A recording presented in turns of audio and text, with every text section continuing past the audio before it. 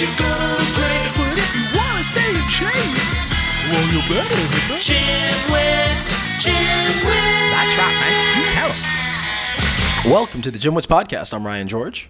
I'm Justin Guild, a.k.a. Chef Sonic. And I'm Tony Marinucci, a.k.a. Tips with Tony, your registered dietitian. And we are the GymWits. So, Justin, you just got back from Iceland. How was it? Yeah, it was awesome. We did not spend most of our time in Reykjavik. We spent one day there. It was nice. We spent most of our time in Ísafjörður, which is to the north. It is very beautiful, surrounded by volcanic mountains. You still can see some snow. It was kind of cold, not terrible, and I did a lot of walking. If I didn't eat so many pastries, I probably would have lost more weight than I did. But that's just how it goes. Did you do anything with animals, like horseback? Because they have these beautiful horses and any of that? Yeah, they actually, we didn't go on any horses, but it's interesting. Iceland has a purebred horse. And if the horse basically leaves the country, it can't come back. Okay. Because they want to keep their horses purebred. That's just how it goes. It's funny. Sounds kind of racist to me. But that's how they do it, because there's a certain breed to it and the certain way they function, and that's just how they want to keep it. So we weren't on horseback, but we did some cool ATV stuff, some boating trips. There's very few animals there, right? There's there's some birds. There's only like two animals. There's like a fox, which you can't see, and a minx, and some birds. And then, of course, there's a lot of lamb that they farm, which we were right next to the lamb, and they're very cute. Aww. Tasty, too, right? The lamb there is delicious. Oh, no. The lamb there is delicious. I know it's a little sad, but that's how it goes. How was the food there? It was very good. Maybe we'll do a little. I know you're going to post that one picture. My favorite meal there was at this fish restaurant, which this guy just brought out tons of different. It was a buffet. He just brought out tons of different dishes, and it was at this tavern. It looked like we were eating in Game of Thrones. Yeah. Well, speaking of Game of Thrones, you'd mentioned you were going to try to find the mountain. Any luck finding the mountain? No. That's too bad. Nope, didn't see it. Who knows if he's even there right now? Probably not. But no, it's too late for the Northern Lights, right? So Too late. Yeah, because I want to go. Or too early, more Yeah, so. too They early. say you can see it in sometimes in late August, but more so in September. They start coming out. So I know you want to go see that, right? Yeah. Well, one benefit of climate change is that the Northern Lights will move further south, I think, so you will be able to see it later in the year and in different spots. So there's one bonus for climate change, hopefully. Yeah. Sure. So we're doing an Ask the Episode today. And I'm going to start off with a question that I have based on my trip to Iceland, and especially where I was in Iceland. Now, in Reykjavik is a very cosmopolitan center, and they have health food stores, and people are a lot into vegan diets, just everything that you would see in any major city. But where I was in the north, very, very different story.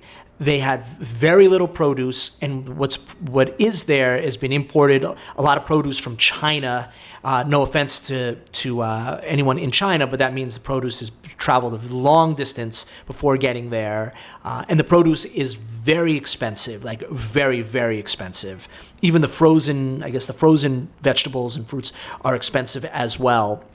So what do they eat? They eat what's available. They eat a ton of bread, which was delicious, a lot of meat, and dairy, and that's their major diet. And also culturally, there are they eat a lot of sweets, a lot of cake, right?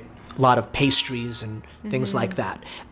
And this is not the only place on earth that's like this. Not every place is New York City or Los Angeles or Paris or whatever that has access to lots of produce. And I know that, Tony, you have always mentioned that plant-based, whole foods is the best way to go, but sometimes it's just not an option, or it's very expensive and you can't afford it. So what do you do when you're living in an area like this that only grows fresh vegetables a couple months out of the year? It's very expensive for imported produce. It's probably not even great produce. And the majority of food is, bread and meat, stuff like that. How do you stay healthy? Yeah, I mean, that's definitely a added challenge. You said a lot of different things there that would make it difficult for someone to incorporate more balanced meals on a regular basis. But you did also mention that if you didn't walk so much, you probably would have gained some weight. Exercise is important to balance out those calories. As for the nutrition, even though the frozen might be a little bit more expensive, frozen vegetables, frozen fruit, the nutrition quality is actually going to be higher than the quote-unquote fresh produce, because as you explained, it's coming from China, so by the time it arrives from China to Iceland, the quality, every time it's exposed to the air and travel, it's diminishing in the nutrition quality. With that being said, it's still going to be nutritious, and it's still going to be better than, a ton of bread and cheese and, meat or whatever. I might recommend that if you are going to buy fresh produce, then you do eat it raw, because then once you cook it, once again, you're going to lose more of that nutritional value. But if you can do frozen or even canned vegetables are completely fine, and canned fruit is completely fine. The only thing you want to look for is if you're doing canned vegetables, you want to make sure that it's, either low sodium or no salt added. Make sure the ingredients, if it's, with frozen vegetables or canned vegetables, if it's peas, then the ingredient should just be peas. It shouldn't be like peas and cheese sauce and like all these other things that you can't pronounce. Or, even if you do get like, can of mushrooms or something, and it's not in a low sodium or no salt added, but you put it in a strainer and wash off whatever it's in, then that works. As for frozen fruit, we want to make sure that it doesn't have added syrups and it's packed in water or it's natural juice. But if your access really is limited, then taking a multivitamin would definitely be something I would recommend. Although obviously the benefits from food are always going to outweigh the benefits from a supplement. But with that being said, if your body's not getting what it needs, the multivitamin will help. Possibly, I would, like you said, there's not all parts of Iceland are that kind of segregated from the healthy options, so maybe taking a trip might be worth it to the area where they have the cheaper prices or the more abundant of those items, and making a trip of that and then freezing that fresh produce, and so that way it's in your freezer, so you have it available. It's because it's not the Iceland isn't the only place on Earth, like right? this, exactly. Right, and I know that sometimes you could travel, although depending on the type of year, it's almost impossible, right? And in a lot of places that have very extreme climates, life is difficult. Definitely. So just surviving is important, and stuff like your nutrition gets put on the back burner, to survival. But I guess those are really good answers. I think that the go frozen vegetables, canned fruit, stuff like that. Yeah, I think that's probably a very smart method. Yeah, and looking at your finances, and I'm not sure about what the cost of living is and all that other stuff that they have to pay for, but maybe make a little bit more room for that if nutrition is something that's important to you, especially if it's that or paying for $300 or whatever their currency is of medication each month for their high cholesterol. It might be better investing in those fruits and vegetables. Cool. So Tony, you had a question too. I do. Okay. Last episode, I talked about how I'm doing more strength training, and I'm following this program now. And one day, a full day, is dedicated to shoulders, and I'm like a girl, and I'm thinking, and this is a new route of training for me. I've never done strength training really seriously, and when I did, it was like with a trainer. So this is my first time kind of just like embracing strength training on my own. And I was just curious, like, why a whole day to shoulders? Is that necessary? And as a girl, is that something that I want to, like, do you think most girls want big shoulders? I don't know. Like, I think shoulders, and I think like big, broad shoulders for men. And I'm like, do I want to look that way? Yeah. So obviously we discussed a little bit of this before, but obviously I'll kind of reiterate. So the first part is, I think shoulders as a group kind of get underused in some ways, but sometimes kind of overemphasized in other ways. So I think as far as like aesthetics are concerned, again, this varies by the person, because you're going to have some women that are going to want to be jacked like bodybuilders. You have other that are going to want to have as little muscle, sticking out as possible. You have others that, have different ideas. But generally, the more developed the shoulders, it will enhance and kind of accentuate the biceps and triceps and kind of make the arms look good. So especially if you want kind of muscular looking arms, like we've all seen the big guys at the gym where the arm and shoulder almost just looks like one thing. And that's not, at least to me, it's not very aesthetically pleasing unless, that's the look. You're just going for the big, big weightlifter look. But otherwise, like you do want kind of, if you have well-defined shoulders, that kind of, again, that accentuates biceps, triceps, makes the arms look really nice. So aesthetically, I think the shoulders can be important. Now, the other thing with the shoulders is that it's a ball and socket joint that does, the joint itself moves in a very wide range of motion. It can go up and down, side to side, back and forth, horizontally, forward and back. So there's all kinds of movements available in the shoulders. And the deltoid muscle, has 3 different heads that work in different ways. So if you extend your arm, if your arms are at the side and you extend it forward, versus extending it to the side versus extending it back, different heads of the deltoids are working. So that means that when you're exercising, you're going to need to do a variety of movements that work in a variety of planes of motion in order to fully work the shoulders. So, it's kind of a long explanation of, yes, when you're doing a shoulder workout, you do need a variety of exercises, and you will be doing a good deal more than your typical, than kind of standard, what we kind of learn is like, shoulders, you just do some shoulder presses and maybe some lateral raises and we're done. And it's like, well, it's not quite it, because you're trying to work all heads of the shoulders. Do shrugs, and I'm like, no, this just is weird. Yeah, I honestly, I don't agree with shrugs for most people, because shrugs are really just the traps, right? Yeah. And I don't know a woman that's not a bodybuilder that wants bigger. Yeah, that's what I could see it forming, and I'm like, exactly. I don't know if I want. So I would not do shrugs at all unless you want that. Also, it's just an area that and most people, the mid trap and lower traps are an area where you can work, but that's doing kind of retracting the shoulders, so it's kind of pulling back horizontally. It's not elevating, right? Okay. So so you can't see me, but I'm doing the motion. So to answer that part, that I wouldn't even do. So now the thing is, though, to also consider is that while while the shoulders are dynamic and produce a variety of motions, a lot of those motions are getting worked or performed with other exercises. So when you do a bench press or a chest press, you're working the front of the shoulder. When you do a shoulder press is working the shoulders, but a lot of movements, a row is going to work the back of the shoulder, a reverse fly, so there are a lot of things that are working the deltoid muscles in addition to other muscles as well.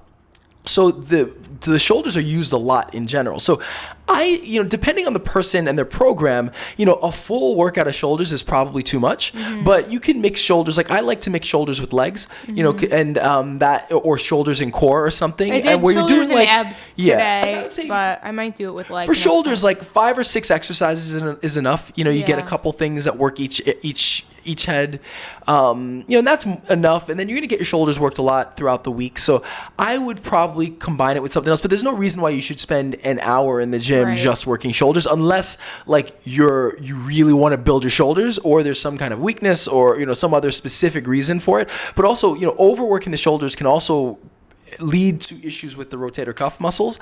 So that's another thing to consider, is that you don't want to overdo it, because then there could be some other damage or issues to deal with later. Well, that's, you answered my question aesthetically, functionally. Yeah. Because when I was asking you, I was thinking, I actually do have a bad shoulder where I kind of sleep on my shoulder. I use it as my pillow. So I'm thinking doing the shoulder movements would probably help with that. Or would it not? It depends. I mean, it really depends on what's wrong with the shoulder. And if there is some kind of a pre-existing injury, because a lot of kind of standard deltoid exercises can exacerbate kind of pre-existing issues. So if you're fully healthy, you should be fine, as long as again. But a lot of it has to do with the posture and how you produce the movement, and if there are any imbalances. So all things being kind of equal and normal, you're probably not going to cause an injury. But let's say sleeping in one way, or the way you hold your bag or you hold your phone has created some kind of an imbalance or compensation pattern. You may be exacerbating that by doing so much deltoid work. So that's where there are some kind of prehabilitation or rehabilitation exercises and rotator cuff movements, and there's certain things to make sure you have the proper posture. So kind of in addition to working the deltoids, making sure that the entire kind of shoulder girdle and upper body is you have the appropriate posture and the movement patterns are kind of correct. That's also really important. So that may be something that requires seeing a physical therapist for a session or two, just to make sure you're doing things right, or seeing an experienced trainer to make sure that you're doing things right. Because I think that's another issue, is that if there are pre-existing issues with the shoulders, then doing the intense shoulder work can lead to problems. I think one of the you get the three most common injuries or problems that I deal with clients, kind of chronic injuries or things that kind of accumulate over time, would be lower back is probably the most common, knee issues is probably second most, and shoulder issues is third. And shoulder's probably tied with the knee. With any of those, many of those are issues dealing with posture that again exercise can potentially make worse. So sometimes it might make, for anybody who's listening who thinks you might fall into the category, it's like maybe go see a professional who can kind of take a look at you and tell you what you're doing.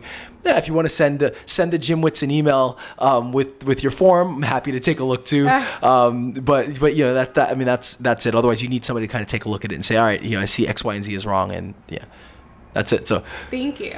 Cool. So helpful. Right. Yeah, it's funny. We're short on time, and instead of answering our listeners' questions first, we were selfish and answered each other's questions. I think other people have these. That's why we do ask the dietitian, ask the trainer, because we're answering one person's question, but it's really like a multiple amount of people's questions. If it's not exact, it's similar to that. But all right. So what question do we have next? All right, our next question comes from Joe in London. Let me pull it up right here. And Joe writes, "Hi there, I'm writing from London. I love the podcast. I've binged, listened to all the previous episodes." Well, thank you, Joe. "I'm writing about recovery and injury prevention. I go to the gym, run a lot every day before work. Put in parentheses fasted, so I guess she is fasted. And on weekends, sometimes twice a day. I do mix my routine up with 2 weight sessions, 2 treadmill sprint sessions, 2 high-intensity interval classes, 1 hot yoga class, and I run outdoors, 5 to 12K to try to prevent injury. It's pretty intense. I try to have 1 rest day a week if possible, but I don't always do this. I've been exercising quite intensely my whole life and generally have always had a good level of fitness, but football and running mainly. I've only just started weight training in the last 6 months. I am a 29-year-old female. I'm 5'6". I weigh 56 kilograms, which is approximately 123 pounds. I have an athletic build. I exercise mainly because I love it and partially to maintain, lose weight, as I have PCOS. You guys can explain that. And I really don't want to cut down, but I am concerned about injuries. I am starting to get a few niggles in joints. Nothing major yet. I have a history of knee injuries, MCL, G3 tear, IT band, but they are currently healthy. But I'm getting older and feeling more and more small niggles. I have concerned that I am exercising so much, I will start to develop injuries or aggravate old ones, which will prevent me from exercising. Do you have any tips for both post-workout routines, diet, rest, supplements, massages, etc., in order to prevent injury through overuse? I eat a solid, healthy pescatarian, low sugar, low alcohol diet, high in fruit, fish, eggs, and vegetables. I have a protein shake for breakfast every day post-workout, and I don't smoke, but I only get about 6 to 7 hours of sleep. Please let me know what you recommend. Do you know what that word means? What word? The word niggles. What does it mean? I think it means like annoyances or anxieties. Okay. Well, yeah, I kind of figured that reading through it. So brash. I'll give mine, but I think Tony will probably have a good deal more to add to this. I would say, if you are getting, as somebody who first, that's an amazing kind of workout program. I think that's a lot.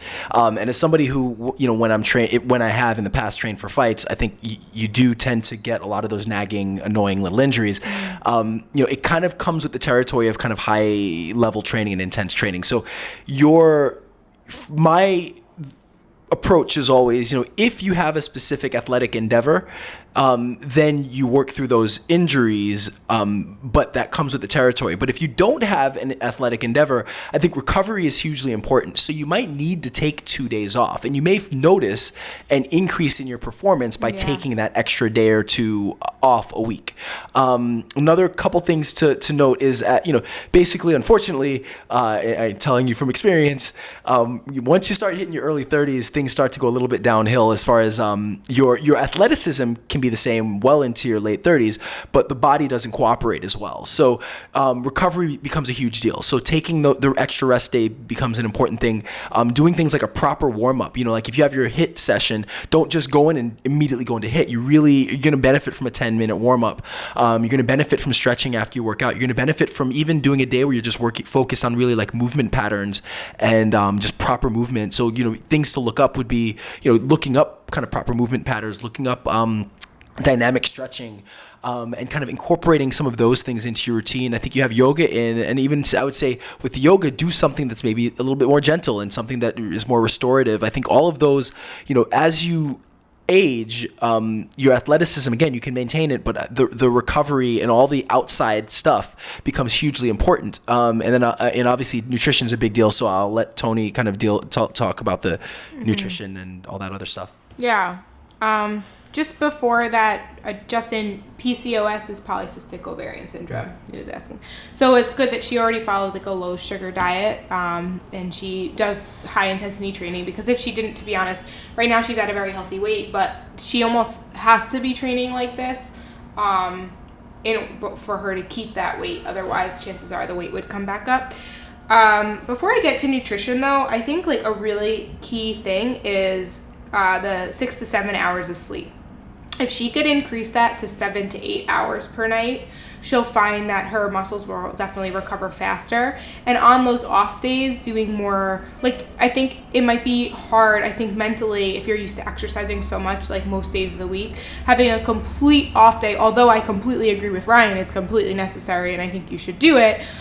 It could still involve like movement. You could still go for a very long walk. That way you don't feel like you're just like sitting and not used to moving, or doing the yoga like he was saying. As for nutrition, timing of meals becomes really important. So I'm just taking a look at the question to make sure you didn't put anything in there. Working out fasted, you might actually you're more prone to injury. However, if your body doesn't do well with digesting food prior to exercise, I would just do something small, like a piece of fruit or a piece of like white toast, something quick to get your body utilizing that fuel, and then eating something with carbs and protein right after. It's also low fat, low protein to help your body recover. That's going to be really important. But I definitely, yes, nutrition is key. But you're already, like, your nutrition already kind of seems on point. So I would think it's more of things like the sleep, the rest, and if you're not using what is that? The foam roller? Yeah. The foam roller. It's so painful, but it feels so good. It hurts so good, and it's so worth it, and that might help you with those little injuries, the knacks for, getting straight to the muscle, right? Yeah. That helps, right? And an Epsom salt bath, I heard, is helpful. Yeah. Those things. Cool. All right. Well, Joe, thanks for listening, and thanks for writing in. We hope that that helps answer your questions. And, of course, if you have any follow-ups, feel free to write us in again. All right, so our next question comes from Adrian, and Adrian writes, "Hello, GymWits team. Great podcast that I listen to a lot. I have a question you might be able to help me with. In the last year or so, gym visits have declined a lot, and I'm not sure why."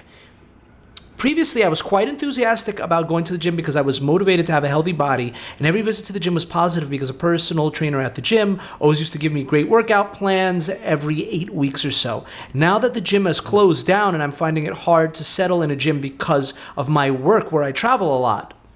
Thankfully, I have a pass that allows me to access many gyms in the country. The problem is gym to gym, there are different machines and equipment, so while I might do leg press at gym A at 100 kilograms, at gym B, a different leg press machine can only do 70 kilograms because the machine is built differently. Perhaps the solution is to do more free weight exercises, question mark. A problem that still remains then is I don't know what workout to do at the gym because I don't know how to build one. I know there are plenty of workouts on the internet, but there is so much choice, I really don't know which to choose. My goal is to become more muscular. I am generally fit, but not muscular. I have a good diet already, so what should I do based on the circumstance I described above? Thank you very much, Adrian. All right, so I'm gonna cheap plug, but if you want to do free weight training, get my book. I think it's called Free Weight Training Illustrated. Finally. By Ryan George. You never. Yeah. So honestly, if you want some structure to your workouts, you can get it. You can buy it. You can get it on Amazon. You can get it ebook version. So whatever, or whatever works best. It's just not audiobook. But yeah, any version you can get. And the one good thing with that is I do try to take some of the guesswork out of free weight training. So there's no machines involved, but you're going to find dumbbells and barbells and kettlebells and all that good stuff anywhere. So if you want to take the guesswork out, that's one option. When it comes to exercise, I know there's so many options out there. Don't be afraid to just go with something as long as the movements seem fairly straightforward and things that you're comfortable with. When it comes to fitness, it's really about so much of the battle is just doing it. And so while there is tons of information out there, don't let yourself kind of drown in that. Just find something that feels comfortable and good and go with it and see how it feels, and then change it up when you need to change it up. There are plenty of apps also out there if you wanted to try a fitness app. And just again, there is a lot out there. Just try different things and see what works. But worst comes to worst, get my book and try it out and see if that will help you. So I would also say, so what was the other? So the other part has to do with motivation. That your gym visits are declining. So clearly that you know what the source of it was. The source is a gym closing down, and so part of that is reigniting that motivation. So you might want to think about what options are there. Is there a situation to go with a friend? If you're traveling a lot, that's probably not as much of an option. Maybe set yourself some goals. Do something that, take a picture of yourself every week and try to measure your change. Take measurements. Take your weight. Do measurements of, I don't know if you want bigger biceps, like measure your arms, check your weight, do things where you can kind of see progress and, try to reignite some of that motivation. So, it might be maybe a pact with yourself. It might be setting some goals, but try to think of a way that, instead of just going to the gym, that you start to create a reason to go to the gym and give you something to kind of reignite that motivation. I think we all, no matter how fit and no matter how much we're in the gym, we all go through those phases where we just kind of lose interest. Mm-hmm. And that's the biggest, most challenging part. It's like, how do you put yourself in there when you just don't want to go? And eventually it reignites itself if you can push through that part where you don't feel like going. So, try to come up with some ways or strategies to kind of get yourself back in the gym, and, buy my book. And yeah, that's it. Did you have something to add? I think that Adrian mentioned that he's generally fit but not muscular, which means perhaps you've done some lifts, but that certainly maybe hasn't been the majority of your workouts up until now. So perhaps I don't know if Ryan's going to agree with me on this. It seems pretty sensible, but to stick to some of the very basic strength exercises, right, that are hard to go wrong with. Make sure you use the right form. Bench press, rows. If you can do a proper squat. Proper deadlift, sort of those are tried and true. You're going to get stronger. You're going to get more muscular. Make sure you're using the right form. Perhaps maybe do a trainer for some of the more difficult ones. But I think stick to, if you stuck to those, it would be hard to go wrong. Yeah. Your opinion, right? Yeah. Before I would ever hire a trainer or anything, I would just create in my head quickly, okay, do 3 movements, 3 sets of 10, and repeat it 3 times. Like, you know, and you kind of can create your own based off of what you know. And then if you're looking for new moves, that's where, you know, YouTube can come into play. You can ask your old trainer, like, hey, can you just give me an idea, you know, or ask a friend that you know maybe has a fitness background. I don't know. That's what I would say. All right, so I think we're like the UK's most popular fitness podcast because most of our we get possibly more. Well, we definitely I think get more emails from Europe, you know, overall than the US, but specifically the UK, we get a lot of stuff from the UK. So awesome. Yeah, well, we love the UK. I've spent some time there. We all have. Tony, have you been to the UK? No. Oh, you should not. go. Yeah. Well, I should go. well, I'll be in Ireland next week. I've mentioned before. I'll be for a moment. I'll be in the UK because I'll be in I have a day in Belfast, but otherwise I'll be spend most of my day in Ireland and then head over to Croatia for a couple. So when this goes up, I'll probably be on that side of the pond where I'm going to start announcing us as the UK's most popular podcast or Europe's funny. most popular fitness podcast. Yeah, that's funny. I love it. So, speaking of, our next question comes from Connor from the UK. And Connor writes, my goal is to build muscle and to keep fit. I'm 18 and have been weight training with some cardio for the last 2 years. My question is, what is the difference between whey protein, whey isolate protein, and casein protein shakes? And what's the best for building muscle? Also, love up the podcast. Keep up the good work. Thank you for writing in, Connor. Thank you, Connor. Great question. Whey protein and whey protein isolate, they both come, actually, and casein, they all come from cow's milk. The whey protein is a concentrated form of protein. It's good for post-workout. And the whey protein isolate is that just basically not as concentrated, so it's removing more of the lactose, so it's more easily digested for those who are lactose intolerant, and it tends to have a higher protein content and a little bit less of the carbohydrates, both which are really good post-workout building muscle. And the casein protein shakes are good for at nighttime, like before you go to bed. It's not as quick as a release, so your bodies utilize that while you're sleeping to help you kind of recover. So that's the difference between both. So I would say they're both important. Just have the whey protein post-workout and have the casein at night. If you exercise at night, do the whey protein first, and then like maybe 20 minutes later have the casein. Connor, well, I hope that helps. Please, if any other questions, please write us some follow-ups and let us know how it goes. You know, maybe after a few months, are you building the type of muscle that you want to be building? Maybe 3 months, 6 months. Let us know how it goes. We'd love to hear about results. All right. So next question comes from Jenny. Jenny writes, hey guys, love the podcast. I always feel like I learned something after listening, and I love how particular you are in answering each individual's questions as best you can. A little background on me. I am 25-year-old female, and I weigh 143 pounds. My measurements are 35-inch chest, 27-inch waist, 38-inch hips, 11-inch arms. I have been really trying to focus on getting healthier since January, and I have lost 7 pounds over the past 5 months. I stuck to a pretty repetitive diet. Breakfast, I switch between having either Half cup. Yeah, a half cup of oats with 3 tablespoons of egg whites, a half scoop of protein powder, and some berries or 2 pieces of toast, one with a quarter of an avocado and a tomato slice, and the other with a little bit of peanut butter and cinnamon. For a snack, I have 4 ounces of non-fat plain Greek yogurt, a half scoop of protein powder, and some berries. For lunch, I have roasted veggies on a bed of leafy greens and a black bean burger. Sometimes I add another quarter of an avocado or tomato slice. Snack, I have either an apple or carrots or an RX bar. My dinners vary, but I still try to make something with a good source of protein and veggies and use portion control. I do let myself have 1 serving of Halo Top ice cream. Most days is a little treat. I work out 6 days a week. I like to follow programs that keep me motivated, and I don't have a gym nearby, so I work out at home, and I've collected a decent amount of equipment over the years. Right now, I have been doing 4 workouts a week from the Sweat app, BBG Stronger program, and the 2 other days I try to do a more weight-based targeted body area workout.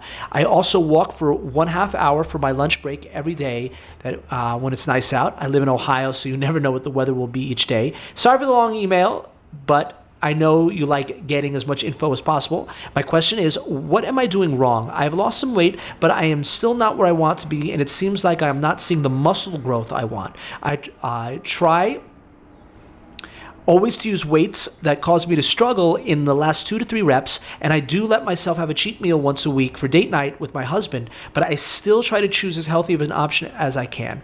I used to be about 130 pounds and felt great, but I feel like my nutrition is better now than it was then. I basically barely ate anything and was running, but the results just aren't happening. Maybe I'm just impatient, but I'm getting frustrated with my body not seeming to get leaner and stronger. Any tips would be very appreciated. Thank you, Jenny.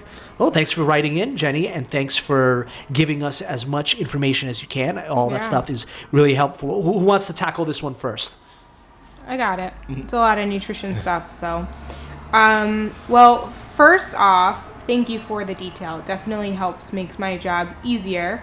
And congratulations on, losing the weight in a healthy way. It seems like you have a balanced diet, you're exercising regularly, you're being mindful of, taking walks more often, all really great things. 7 pounds in the past 5 months, believe it or not, is actually really great progress. I know it doesn't seem like a lot because it's about like a pound or so per month, but honestly, that's what is more sustainable. We'll usually see it, and you are doing strength training, so it seems like you're actually losing body fat and gaining muscle. However, you're not feeling it or seeing it. So what I would say is a couple things. Number one, I thank you for your measurements. I don't have your height, but it sounds like if you used to be 130, that's kind of probably what you're targeting towards back to.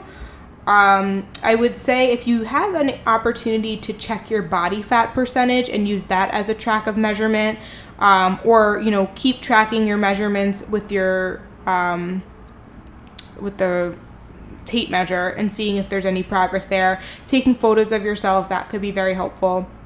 As for the nutrition, I didn't get a chance to calculate it, but what you might benefit from is increasing the protein a little bit. But in general, I would say start tracking using something like MyFitnessPal, seeing where your macronutrients fall, and maybe try to get a little bit higher of the protein. Right now, you're probably around, and it's really hard to say because this is me just like making an estimated guess based off of what you're saying. But right now it's probably around like it's probably around 30% carbs. I'm looking at maybe up to 40, 50% some days. Your protein might be like 20 to 30. I'd say try to aim for a little bit higher protein. With weight loss, we definitely want about 30 to maybe even upwards of 40% of our total calories coming from protein with the amount of training that you're doing. And try to get that maybe 30% fat and 30% carbohydrate. And if you can balance your macronutrients like that more consistently, that might help. It also, sometimes, I don't know, it seems like you might be doing this consistently, but maybe you're not doing it as consistent as you think. Maybe you are, but I think that it would be important to start tracking to really see where you can make improvements in your diet. And with that being said, the other thing, 2 things come to mind. Number one is sleep. I don't know how you're sleeping or if you're drinking enough water. Those are really important when it comes to weight management. And then if you're still not seeing progress, I would get your blood work done, see if there's anything going on with the thyroid. But in general, I do think this is just a matter of being patient, or tracking your food and really seeing kind of where that balance is, and if you could be tightening it up a little bit. If you have any other questions, send me an email, tipswithtony@gmail.com, and I'd be happy to answer them. Cool. And then I guess on my end, the only other thing I would add maybe to Tony's part is I would maybe want to know the 7 pounds over 5 months. Did you lose 5 pounds the first month and then 2 over the last few? Did you lose 7 pounds consistently throughout? Like, were you at a consistent 1 to 2 pounds a month? Good point. So I would just want to know that only because if it's a consistent 1 to 2 pounds a month, then yeah, it might be slower than you'd like, but it's consistent versus like if you lost 7 pounds in January and it's been plateaued since then, okay, then something clearly needs to change. So that's the only thing I would be interested in knowing. When it comes to this, so it's tricky because you've got 2 goals going on, right? Goal one is I did think that too. I was like, does she want to lose weight or does she want to gain muscle? So the goal is losing 15 pounds or give or take, while also putting on muscle, which is a classic problem, especially harder for women because it's just harder for women to put on muscle. So it becomes a challenge to add muscle and be more, quote, lean while also losing fat. So and so that could be slightly problematic because, as far as your weight loss, the exercise is not that it's minimal, but obviously the diet is going to play a much bigger role in the weight loss unless you're running hours a day. If you want to get stronger, I would probably shift to 3 to 4 days of the weight-based training. Because again, especially for women, it's much harder for women to put on and maintain muscle than it is for men. So often, and not with everyone, but for most women, it's going to take, a much more concentrated, focused effort to really put on sustained muscle mass. Yeah. So I would say if your diet's on point, I would say maybe switch to doing your cardio kind of training 1 or 2 days a week, and then do your weight-based training, 3 to 4 days a week, and see if that maybe helps kind of facilitate a little bit of a change as well. Well, Ryan, so I have a question about that. If she wants to put on muscle, would she have to increase her calories? Technically, yes. And that would that. But that's where what is the goal? That's where it is true. Like, so kind of what's the goal? Because maybe choose one first, which is always. Well, yeah, but either way, I do agree with Ryan in the sense that more strength training could do. So here's the thing: more strength training is either going to pick up the metabolism. She keeps the diet the same. She can lose the weight, right? Or picking up the strength training and then eating a little bit more will help her build the muscle. Yeah. So either way, I do agree with Ryan because I know we just talked about this. I've hit a plateau and I've been doing more strength training and I'm feeling and seeing more results now than before I was like stagnant for like a solid month. Yeah, and at a minimum, you can also you'll maintain, so you're not going to lose. Exactly. It's always it's really weight is a tricky thing, and that's why I think the more so the more you track, especially with your nutrition, the more we then can manipulate and create a consistent effort going forward. Yeah, cool. Yeah, so that's it, and just keep maybe add some strength training, and definitely track. I think that helps immensely. And there are a lot of times where you just don't realize quite what you're doing, or those little extra things start to add up, and that should help. So hopefully, this starts to kind of, or hopefully you've been losing consistent weight, and so it's just a matter of you're just kind of just having the patience. So all right, so we got one more question. Why don't you read this one, Justin? All right, our last question for the day comes from Gail. And Gail writes, "Hi all, just wanted to slide into your mailbox saying how much I love listening to you all. You are just a wealth of info." Well, thank you, Gail. I was wondering if there might be a chance you'd be able to talk about supplements in an episode. There's lots of talk about BCAAs, glutamine, creatine, etc. for fitness performance. What do we actually need? Would you be able to do a breakdown of which is needed for what result and when it should be taken? And also, if it's really necessary, what are the facts? And would also love to hear about possible side effects such as making you jittery or things like that. P.S. I'm vegan, highly allergic to dairy. I do take protein powder. Thanks, you're the best, Gail. So before Tony, this is obviously Tony's question. I'm just going to give quick 2 episodes to look for. And then if you don't get the answers you want, if between what Tony gives you and between those 2 episodes, if you don't get the answers that you want, then definitely shoot us another message, maybe just a little bit more specific with what we can answer for you. But if you look up the episode with Mel Boehmer, and it's Mel Boehmer, so you could look that up on the GymWits app, or you can look it up through in iTunes, Apple Podcasts. Sorry. So we did a ton of a great chat about that, and then the other one will be another Ask the Trainer, and the title is Protein, Pasta, Supplements, and More. And we also do a bit of a dive into that information as well in that one. So, if Tony's answer, which will probably be fairly brief because this could almost be this could be a full episode. Between Tony's answer and those 2 episodes, if you don't get the answers you want, then definitely shoot us an email with maybe a little bit more specific, and we'll try to get those answers to you. But Tony, you can take this. Okay, so she asked about branched-chain amino acids, glutamine and creatine, and all the other stuff. From what I know, Branched chain amino acids, if you're exercising on a consistent, regular basis, they can be helpful with synthesizing the muscles, protein synthesis before or after a workout. And that is definitely going to be, like you said, if you're a vegan, there are vegan options. You just have to search for them. Creatine, from what I can understand, is what Melanie said, is safe to have, and the amount she has it in there, I don't know specifically, but that's definitely fine. Are they necessary? Being a vegan, I actually would say yes. If you're not a vegan, they still might be necessary depending on how hard you're training, but basic branched chain amino acids are, in things like chicken and fish and all that stuff. The difference is that the BCAAs are more concentrated form of those 3 specific essential amino acids that your body needs post-workout or pre or post-workout. That's how I'm going to answer that. Cool. The shortest way possible, because I have to go. Yeah, exactly. No, and like that. Sorry, guys. No, and it's not. It's, we started kind late. of brevity aside, like we do have a ton of that information in those podcasts. So again, if you don't get your answers there, please get back to us and we'll definitely do it. But we even did a deep dive into creatine. If you just look up creatine, also, I think we did a bit of a talk. I think this was pre-Tony, really? but we did do a good discussion on creatine. I think more the science behind it and how it works, but you can look that up as well. But again, Mel Bomer, protein pasta supplements and more, and look up creatine, and you should get all the information you're looking for, and then shoot us any more. And for anybody, email us at thegymwits@gmail.com if you have questions. You can also submit on the website. That's where we get most of our questions. Just go to the website.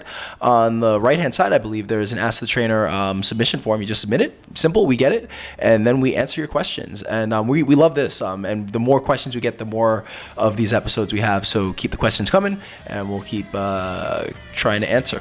All right. So as usual, I'm Ryan George. I'm Justin Guild, aka Chef Sonic, reminding you that truth does not sell. And I'm Tony Marinucci, aka Tips with Tony, your registered dietitian, helping you get healthy one bite at a time. And we are the GymWits.